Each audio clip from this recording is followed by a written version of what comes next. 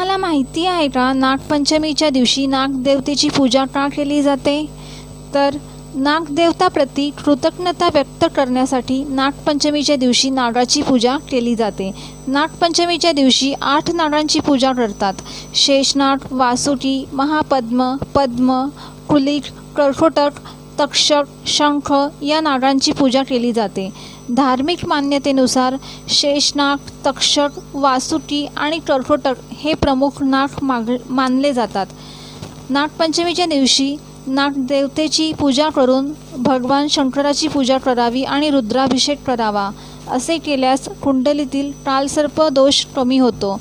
या दिवशी नागाची पूजा केल्यामुळे माणसाला सर्पदंश व्हायचा धोकासुद्धा कमी होतो.